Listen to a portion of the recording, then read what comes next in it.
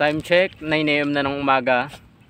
Ayan, nilibot ko lang si Hitler pero pinangalanan ko siya Natsu kasi bago ko siyang alaga. So yun, papakita ko sa inyo si Natsu. Natsu. Ayan siya, sobrang hyper niya. Ayan o. Ayan na naman o. Sobrang hyper. Nakuha niyo yung characteristics ng ng husky. Crossbreed kasi siya ng husky tapos shih tzu. So first time ko lang din na nakita ng ganitong crossbreed. Ayan, kuha niya yung characteristics ng husky tapos yung size niya katulad lang din naman ng ng shih tzu, maliit siya.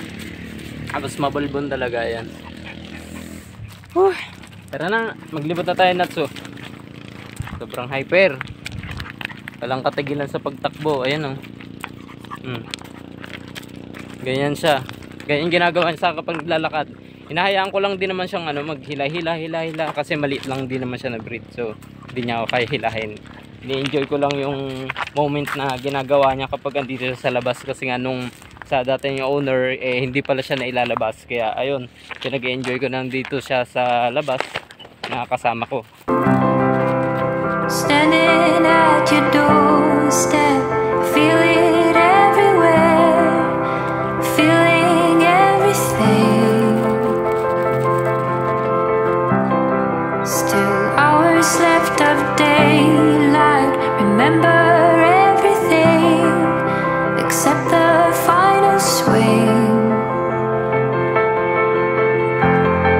You are buried deep within me, always in a fever, always on my skin. All of us take the same road, try to understand there's no way we can win in this land.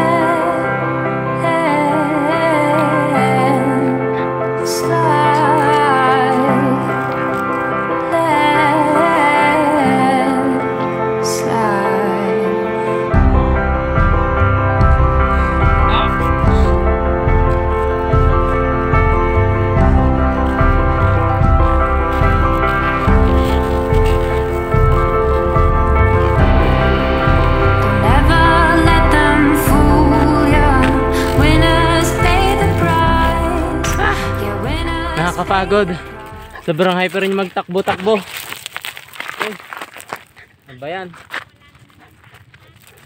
Hindi po.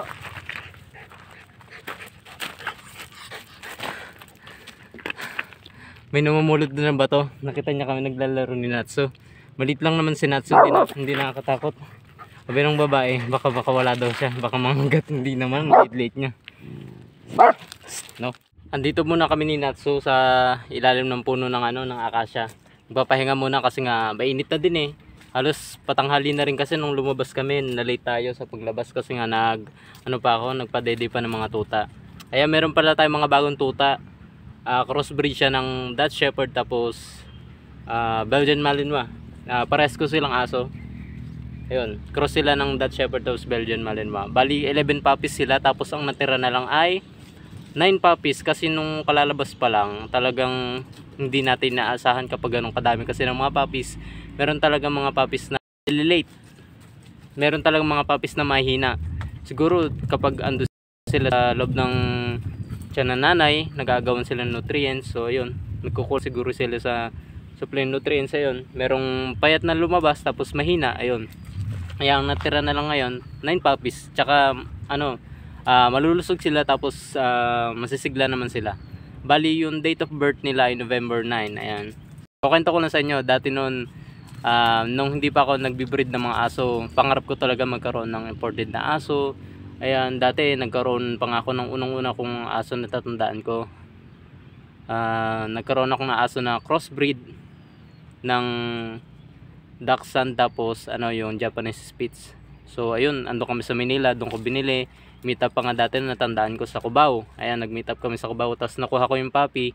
Halos wala pa siyang 2 months. Bali, inaano ko pa siya, ginagatas ko siya para para mabuhay. Hindi pa siya kumakain ng kanin eh.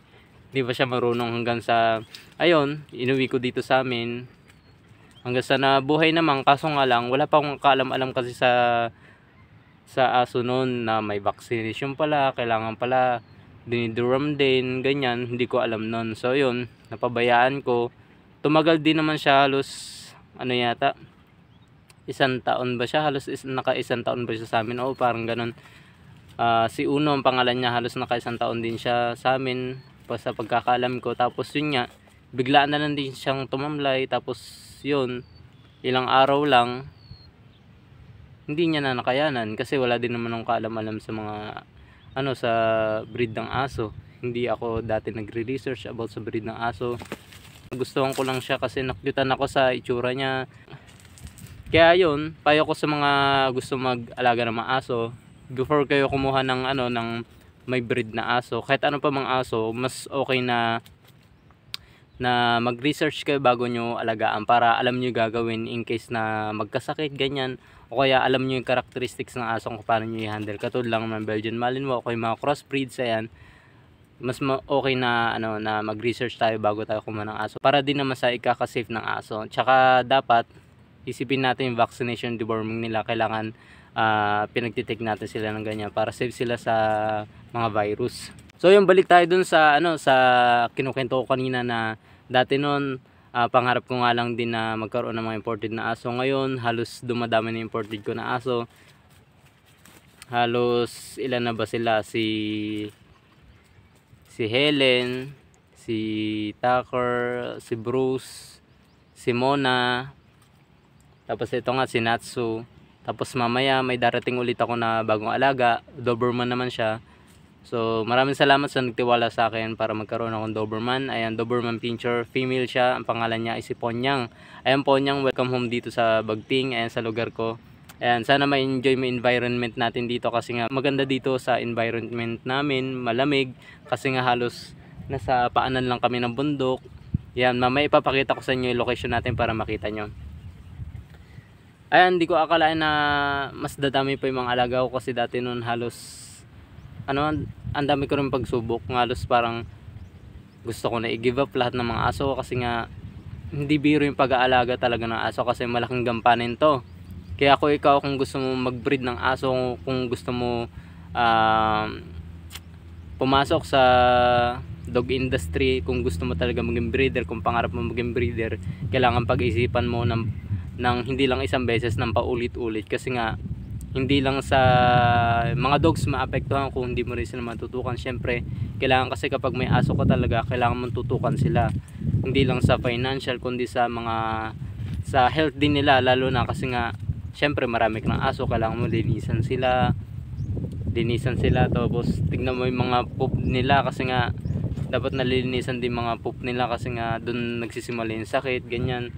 Tapos kailangan din, lalo na sa mga working dogs, kailangan din nila na ililibot. So kailangan tutok ka din talaga sa pag-alaga kung gusto mo talaga pumasok sa dog industry. Hindi yung mapera ka nga, kaya mo bumili ng mamahaling aso, ng maraming aso, pero kung wala ka naman time para alagaan sila, lahat yun mawawala din sa'yo. Kaya ikaw kung gusto mo pumasok sa dog industry, kailangan pag-isipan mo na mabuti. Kasi nga ako, kung ako tatanungin nyo kung nagtrabaho din ba ako dati, oo, marami akong sinubukan ng trabaho, kaso nga lang ewan ko ba, parang hindi para sa akin yung mga trabaho na yun. Halos ang dami ko sinubukan ng trabaho pero hindi sa akin nag-fit yung trabaho na yun. Halos di rin ako nagtatagal. Siguro nasanay kasi akong kasama yung pamilya ko, tsaka nasanay ako dito sa lugar lang din namin mismo. Kaya naisipan ko na paano kaya akong pasukin ko yung dog industry. Ganon. So marami ding pagsubok na dumating sa akin dito sa dog industry. Pero hindi pa naman ako mayaman dahil sa pag-aaso ha.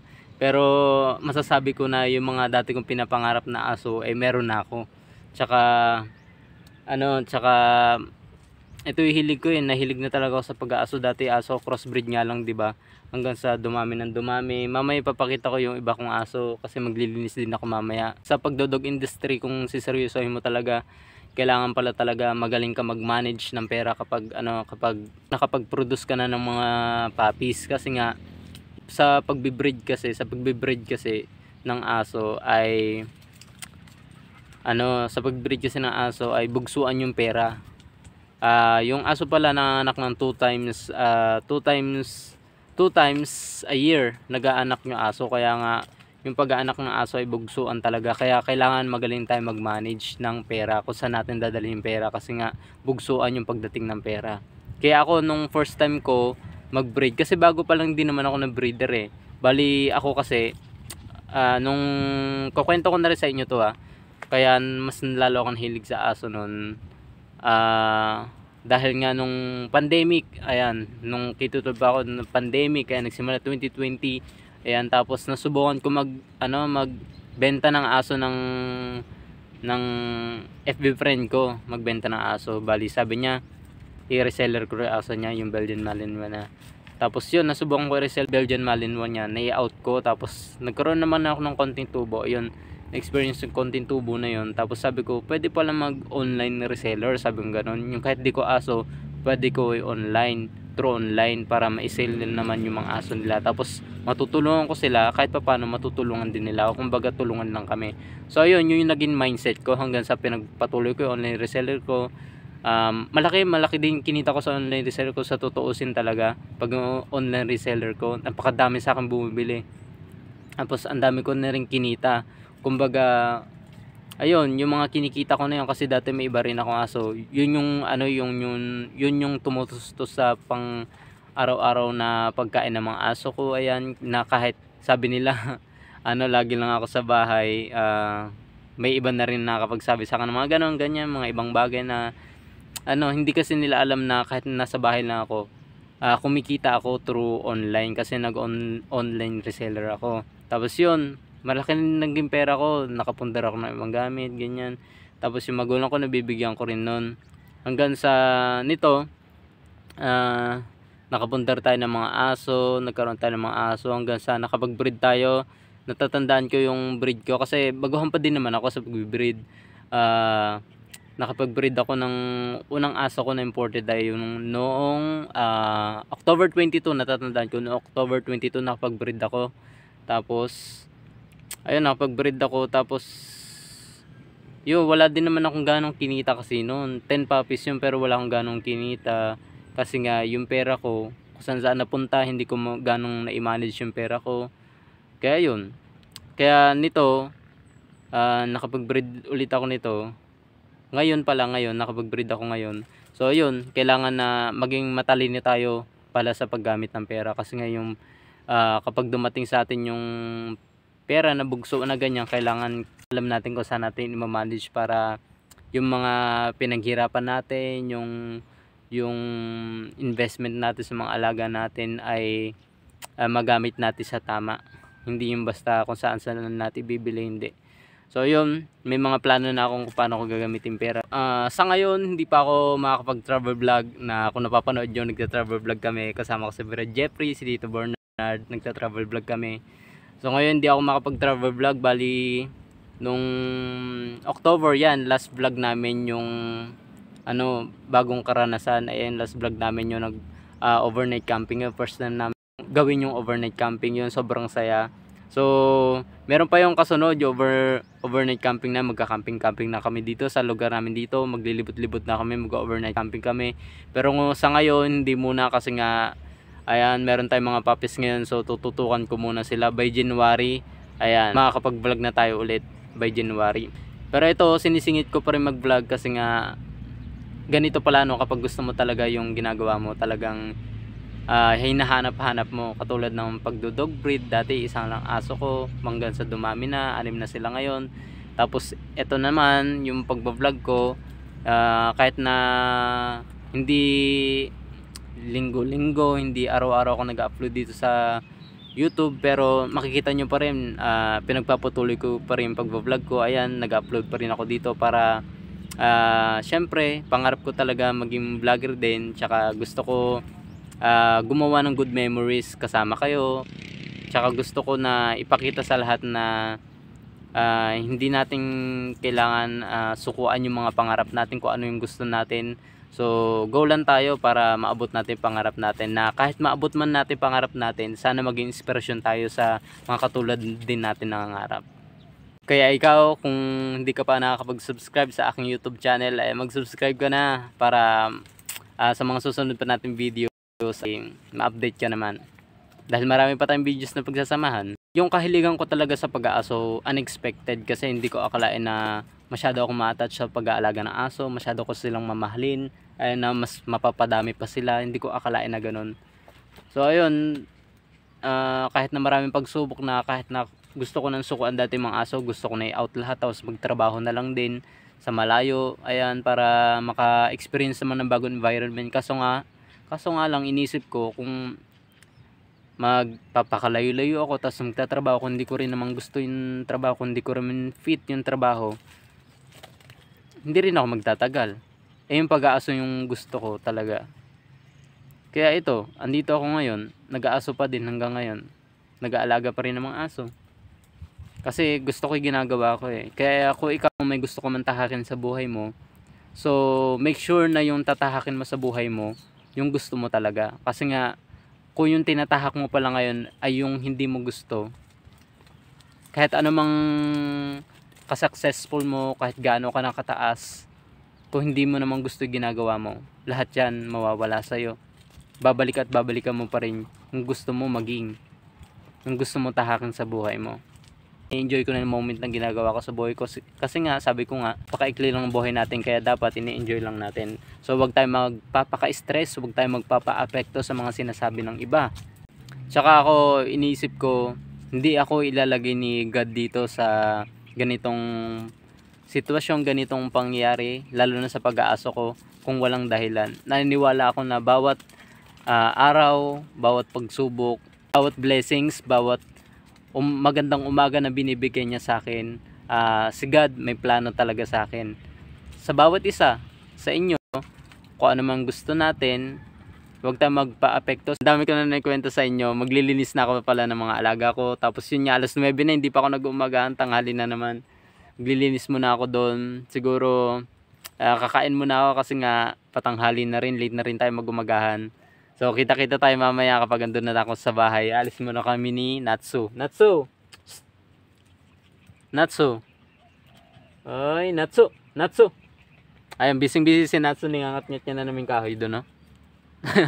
Ayun, makinig ni Natsu, talagang busy talaga siya doon. Let's go! While I waited for the sun to shine, I was crying on my own. It was all a waste of time, all along. Ayun nga, si Takar nga nabili ko sa Cabiao, Nueva Ecija. Nabili ko siya sa breeder. Tapos nag-stud din ng mga Belgian Malinois. Si Takar nabili ko kay Royal Alpha. No! Ingay. Sit! Ayan, nag-sit na siya. Si Mona, nabili ko rin dito sa part ng Nueva Ecija. Kaso nakalimutan ko na kung saan sa part ng Nueva Ecija dito. Matagal-tagal na rin kasi. Si Mona, complete papers din yan. Tapos ito, si Tucker, complete papers din yan. Bali, may page din ako sa mga alaga ko. Ayan, pwede nyo i-visit. Ayan, Opachil Wolf House, yung pangalan ng page ko. Ayan, pwede nyo i-check. Andun yung stud service. Ayan. Si Tucker din, marami nang naikalat na lahiyan dito sa Nueva Ecija. Kaya kilala na rin nag-stud si Tucker kasi magaling siya na nag-i-stud. Tsaka producer din siya ng oversized Belgian Malinois, tsaka mga puppies na madami. Nakapag-produce siya ng 11 puppies. Ayan. Sabi ko na sa inyo na nasimulan ko na, nakahiligan ko na yung pag-aalaga ng aso, kaya naisip ko na seryosohin ko na lang din talaga yung pag-aalaga. Kaya nagbi-breed na ako ng mga alaga ko. Ayan, nagsisimula na ako at hoping tayo na maging successful yung pagbe-breed natin. At yung kahit marami pagsubok na dumating sa atin, kahit na dumating sa point na magkukwit na sana ako sa pag-aalaga ng mga alaga ko, ina-out ko na talaga sila lahat nun. Kaso wala talaga talaga nakakalungkot pala talaga kapag yung bagay na gusto mo ay i-give up mo na, pero wala kapag gusto mo talaga, hindi mo talaga mapipigilin sarili mo. Kaya ayun, hanggang ngayon nilalaban ko pa din.